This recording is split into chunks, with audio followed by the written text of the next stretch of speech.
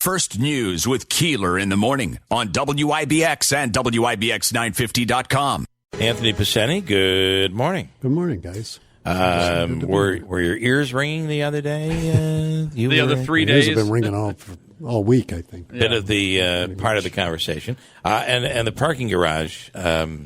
It's quite interesting how this whole thing has gone down. And somebody asked me why I was so upset I'm not. I just feel like if it's probably the best thing to do is to say we've decided we're going to pull out of the agreement, but it's being reinvented in a way that, well, we've already given enough, we don't have to give any more, and I don't think that's necessarily the case. The other point here, though, is that look, you didn't want to be a part of it, so anyway, and that was pretty evident throughout the last few years, and you didn't want to talk about it, but now you want to talk about it. Yeah, that's the funny thing. You don't know anything about it, but then you know everything about it. I mean, and so which is it? And look, you got out of it. You reneged on a commitment that you had originally made, and okay, be quiet, move on. We're moving on, and but don't go.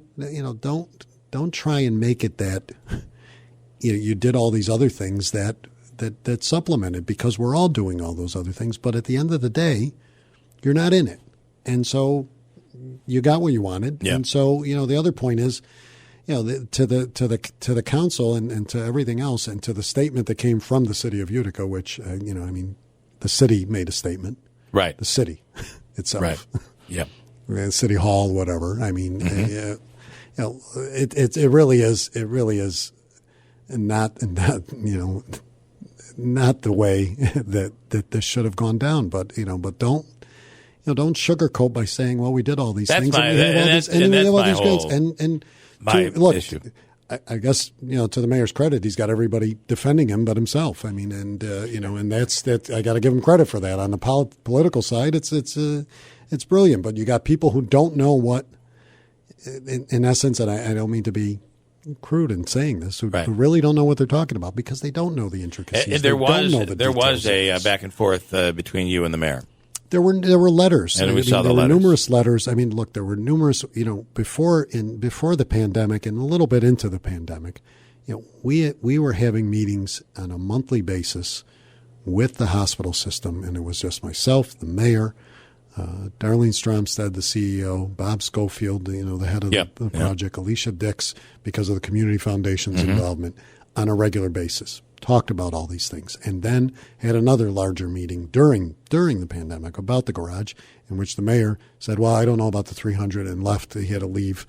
And then I wrote a letter and said, I really need to know. Well, actually, I take that back. He wrote a letter to the hospital system, which I've sent to you, to everybody. He wrote a letter to the hospital system saying that surface lots would be better, and that it would save money, and here's a plan, and I wrote him back, and I had just had a conversation with him days before.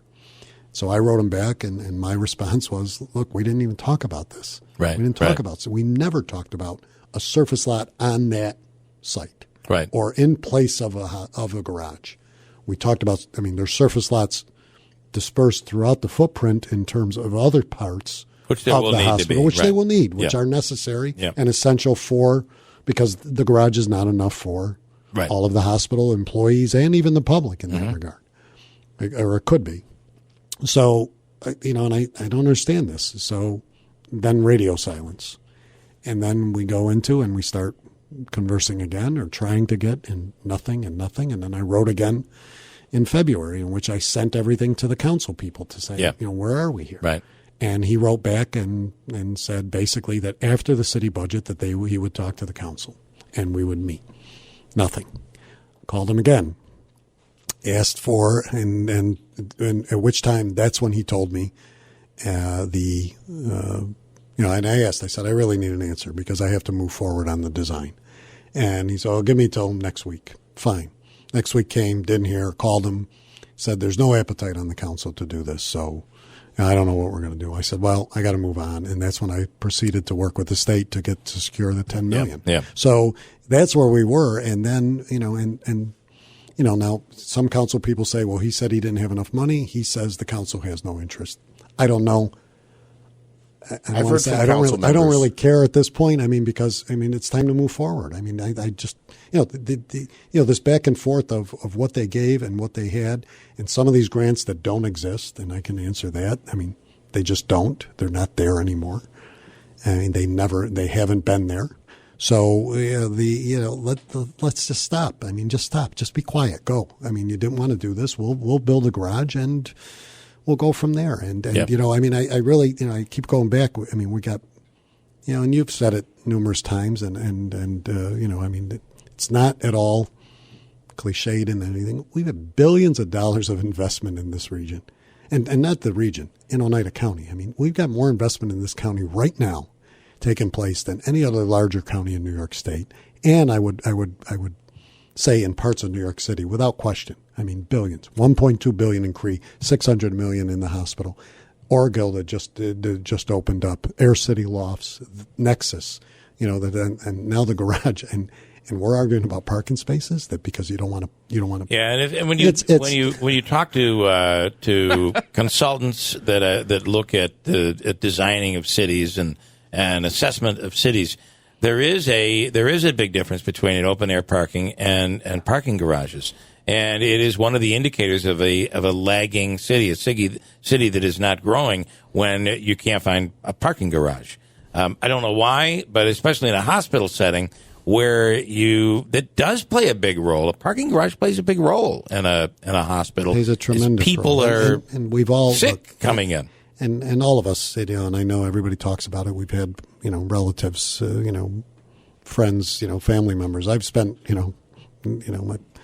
over the last few years with my father-in-law, who's had, different heart issues from New York to Syracuse to Utica. I've been in numerous places. I mean, it exists. Right. It's a system of which, it's for the benefit of that healthcare system. I mean, it's not a luxury; it's a necessity. I have one of the comments that Tim had made the other day when he was on is that why we were talking about the lack of being able. We can't get the mayor, and we've tried to get the mayor, and I made a comment about the how he was able to coerce the council to approve a raise in the middle of the pandemic. And Tim, you never asked Picente about his raise. So what about your raise? What about my raise that took place before my last term? I mean, okay. What do you want to? I don't know what I didn't know if there was a raise during the pandemic that was done quietly. There was not. I mean, there was. There's a COLA built into my salary, which is public and everything. But is that what we're really? I mean, then do you want? I mean, yeah. I give my all to this job, and I give my all to the community, and I contribute heavily to the community in different needs. So, my look, and we can argue about salaries, but what did they give back? What did the board give back? Right. I mean, what did the legislators give back? But, why are we getting into these nitpicking things? I mean, look, Tim has just never been able to, cross the bridge of from being a chief executive of the city to a legislator. And look, he's been taking, shots at me for the last several years. And I've given up trying to work with him because there is no working with him. If I say right, he says left. If I say, if I say, black, he says white. I mean, we just go back and forth. So what's, I don't know what, his beef is, but look, I mean, I don't know what other answer do you want me to give on that. I just want to bring up something. I'd be glad to answer it. I mean, glad to answer more if I know. I don't know what to say to that. Okay. Something you alluded to when you were on last Friday. Sure. Was the financial burden over the course of the pandemic picked up by the county, and that maybe the city had referenced. I see in the letter to Bob Schofield that let me get the exact line. Basically, it was the city of Utica and Oneida County are not immune to this reality. As you know, the COVID-19 pandemic has put tremendous strain on every municipality's finances. You seem to indicate that the county kind of took the lead and the brunt of the burden there for providing PPE for all levels of government. Do you think that's not a legitimate excuse that, hey, we have additional costs throughout the pandemic, so it's made us rethink our finances? From the city's point, or from the city's point? From the city's point, yeah, I do, because I still think, and if you read my letter, and my response back to the mayor was, the pandemic's not going to last forever. I mean, you can talk about and I think the important point that in that letter as well states that I would not be looking for money from the city until 2022. I think that was another factor that that the council and everybody had to look at, because it wasn't about, you got to start paying me, or you were supposed to pay me $300 a year, or whatever the number was in the 60/40. I mean, we hadn't even asked the city for any of that money, and we wouldn't until 2022. But clearly, you cannot compare, and I will say this and throughout, and go talk to other county executives across the state, when it came to cities and when it came to towns and villages, not being offensive, not critical of them. We have the health department. We have the overall. Yes, they have public safety, and there were concerns there, but we lost the major part of revenue. Just look at the balance sheets, and I can show them to you. We spent the most money. We're still spending money on COVID. So even with the American Rescue Act, it's all well and good. It's great. We're appreciative of it. It's really a godsend in many ways. Still spending money here. So there is a dynamic difference between us and the cities. And in particular, when the city gets $20 million more than the county in American Rescue funding, for a loss of revenue that doesn't even that pales. I mean, it even pales in comparison to what we lost. It significantly makes up for any cost they laid out. What was it, $64 million? There's no way the city expended or budget. lost. Do you know what the total city budget is? It's like 66 or something. $72 million. 72 now is what it's up to. Yeah. I mean, so. Yeah, they basically got a full year's worth of a budget in that American Rescue funding. One of the other things that Tim brought up was this, and I'm even forgetting it now, with the money that would be reimbursed for codes inspectors and the $300,000. We wanted to ask you about this. I'm so tired of hearing about the codes money from the city and even from Tim. I explained that in the budget process. It is in the budget. I know Tim wants to see the exact line item. I protected a lot of money in that budget, and part of the money was because the state has questioned us on the use of that money for codes, over the years. So yes, Rome's line was in there. Utica's was not in there. They have a 3-year contract. It's still there. He wants to see it. We'll write a little note in there that Utica's funding. But the other point is they do have to submit vouchers. We called them the other day to say, hey, put your voucher in. We just don't send money out the door. When January 1st comes, in terms of, we have 14,000 contracts in county government. I mean, throughout. I mean, it's unbelievable how many we have. And not all of them are line item in the budget. But, I explained that at the budget time. He didn't like the answers. He didn't. I think there was an implication that you did it as a strong arm. As a threat. As a threat to the city. That's why Rome's was in and Utica's wasn't. No, that's not what it was. And I explained that to both legislative bodies, and everybody was comfortable with it. And the money's there, the contract's there. There has been questions from the state, and quite frankly, if you want, there's been questions about whether the city has been properly doing what they're supposed to in that project, because it's not, go around the state. We don't give codes money to anybody else. We can do the 2 cities. And we did that in recognition of, the amount of social services, clientele that are in the cities, so that we could check those households and whatever a little bit more. But we don't do them in the towns. I've got towns saying, where's our codes money? So it's there. I mean, it's. Why would there be a change, though, for how the Utica money was listed versus how the Rome? Because as I said, I was being protective of various money. A lot of money had to be moved around in the budget in terms of, with this pandemic and what, the allowances were. But it's all in the same social services accounts, and it was done in that regard. I mean, there's no other, there's no hidden agenda there. I mean, it really was a matter of bookkeeping, and it was a matter of protecting it so that the state, because Rome had a different program in terms of what they were using codes for and how they were addressing it. Utica, we've had some issues with and been trying to correct that. So in order to protect it, but also to keep it in, we moved it into the DSS contingency account, which still gets paid out, still going to get good, still goes there. I mean, and it goes back to, we have a 3-year contract, right. Which. I want to ask you about President Trump's former, and I know this is a national issue, but I do feel like these things can affect us locally when we're trying to do things such as saving DFAS or whatever we're trying to do out at Griffiths, especially at Griffiths. But Ronnie Jackson is the former physician of Donald Trump, President Trump at the time. He's the one that said he may be the most healthy man in the world. Trust me, if you remember, they did a cognitive test on the president ever, right? Ever.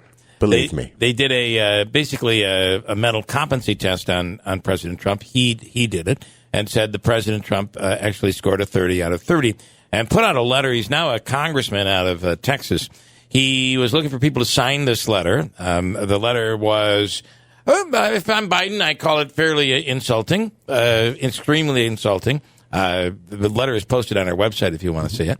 And basically calling for him to do a cognitive test because he is embarrassing the United States, and the feel is that he is not the one that is in control. He found 13 Congress members to sign the letter.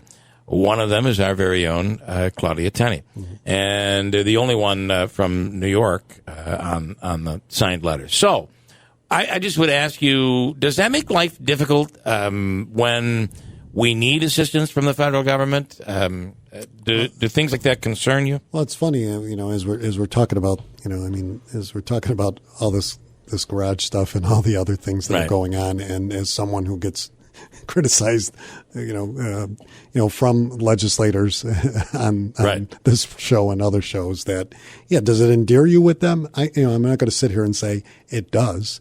And so and I'm not even putting myself, so before anybody texts in or calls in, I'm not comparing myself to the President of the United States in any way, shape, or form. But let's go there now. And, why? I mean, we've been through such, the point was, with everything we had been through with President Trump and moving to President Biden, and look, every president, show me a president in the last 40 years that wasn't criticized for something. Right. I mean, and was, the personal attacks or whatever. But, when are we going to stop this competency thing? I mean, and look, I don't know. I mean, does, Joe Biden make slips? Of course. I mean, did Donald Trump? Of course. Did George Bush? Did Barack Obama? I mean, they all did. I mean, but,